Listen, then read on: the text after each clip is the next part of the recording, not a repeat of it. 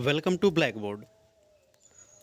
पिछले बहुत समय से एक न्यूज़ काफ़ी चर्चा में है कि भारतीय सेना में टूर ऑफ ड्यूटी के तहत अब भर्ती करी जाएगी। पहले सुनने में आ रहा था कि कुछ हिस्सा टूर ऑफ ड्यूटी के तहत भर्ती होगा और कुछ परमानेंट जैसा हमेशा होता है वैसे होगा। दिन प्रतिदिन इसमें स्थितियाँ और साफ़ होती जा रही है और जैसा कि यहाँ लिखा हुआ आप देख सकते हैं, टूर ऑफ ड्यूटी के तहत 4 साल के लिए होगी भारतीय सेना में भर्ती। और इसके नियम क्या होंगे, आज इन्हीं सभी चीज़ों को हम डिस्कस करेंगे और जो भी आपके कन्फ्यूज़न होंगे मैं प्रयास करूंगा कि सभी नियमों को बताकर उसको ठीक किया जा सके। अगर आप इस लेक्चर का पीडीएफ डाउनलोड करना चाहते हैं तो सिंपली हमारे इस टेलीग्राम चैनल को ज्वाइन कर वहाँ से डाउनलोड कर सकते हैं। इसके अलावा ट्विटर और इंस्टाग्राम पर इन आईडीज पर आप मुझे फॉलो भी कर सकते हैं। चलिए शुरू करते हैं। भारतीय सेना में भर्ती के लिए एक नए नियम को लगाया जा रहा है जिसको टूर ऑफ ड्यूटी कहा गया है। TOD, टूर ऑफ ड्यूटी या टूर ऑफ ड्यूटी जो भी आप पढ़ते हैं। इसके तहत सिर्फ भारतीय थल सेना में नहीं, मतलब आर्मी में ही नहीं, एयरफोर्स और नेवी तीनों विंग में 4 साल के लिए बहाली किया जाएगा। आपको पता है कि पहले इसमें सिर्फ 3 साल के लिए प्रावधान किया गया था। ऐसा सुनने को आ रहा था कि 3 साल के लिए भर्ती की जाएगी, लेकिन फ़िलहाल के लिए ये बढ़ाकर 4 साल कर दी गई है। और इंटरेस्टिंग बात यह है कि अब जो भी बहाली होगा भारतीय सेना में, जो भी कोई भी पोस्ट हो, कुछ को छोड़ करके, वो इस TOD के तहत ही होगा, मतलब टूर ऑफ ड्यूटी के तहत ही होगा, जिसमें सिर्फ 4 साल का प्रावधान किया जाएगा। और 4 साल की संविदा के बाद इन सभी सैनिकों को सेवा मुक्त कर दिया जाएगा, मतलब उनको रिटायरमेंट दे दी जाएगी 4 साल के बाद। लेकिन जितने सैनिक 4 साल बाद रिटायर होंगे उनमें से, ध्यान समझिएगा, उनमें से 25% के आसपास में, जी हाँ, कितने, 25% के आसपास में, मतलब अगर 100 सैनिकों को 4 साल पर रिटायरमेंट होता है तो उसमें से 25 सैनिकों को रिटायरमेंट के 30 दिन के अवधि के साथ वापस बुला लिया जाएगा और उन्हें सेना में परमानेंट कमीशन किया जाएगा। मतलब कि जैसे परमानेंट जॉब होता है, एक भर्ती होती है, वैसे उनको रखा जाएगा।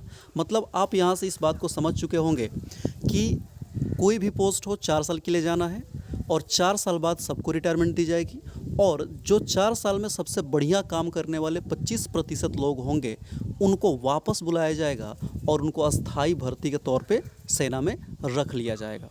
इसका मतलब सीधे सीधे अस्थाई भर्ती का धीरे धीरे रास्ता बंद हो रहा है। और जो उनकी दोबारा भर्ती करी जाएगी 25% लोगों की, उनमें पिछले 4 साल के संविदा के सेवा के वेतन और पेंशन का नहीं जोड़ा जाएगा। मतलब आपको पता है कि अगर 4 साल बाद रिटायरमेंट होता है, इसका मतलब है कि कोई पेंशन नहीं मिलेगा।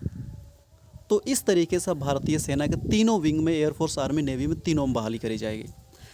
कुछ रिपोर्ट्स के अनुसार जो 4 साल बाद रिटायरमेंट होगा उसमें अच्छे से उस आदमी का भी ध्यान रखा जा रहा है कि 4 साल के जॉब के बाद उसको कोई कष्ट ना हो अपने जीवन यापन के लिए। उदाहरण के तौर पे इसकी जो न्यूनतम उम्र होगी वो एक रिपोर्ट के अनुसार 18 साल के आसपास का होगा।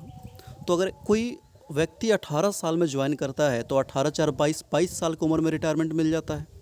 तो उसके बाद क्या करेगा, कैसे वो अपना जीवन यापन करेगा? इसके लिए सरकार ने प्लान तैयार करी है कि रिटायरमेंट के समय 10-12 लाख, अभी ये आगे तय होगा कितना, लेकिन इसके आसपास की कुछ रकम एक मुश्त तरीके से उसे दे दी जाएगी और साथ में जॉब के दौरान उसे अलग अलग प्रकार के टेक्निकल कोर्स का सर्टिफिकेट भी दिया जाएगा कि वो रिटायरमेंट के बाद भी अच्छे से अपना जीवन यापन कर सके, कोई दूसरी नौकरी कर सके।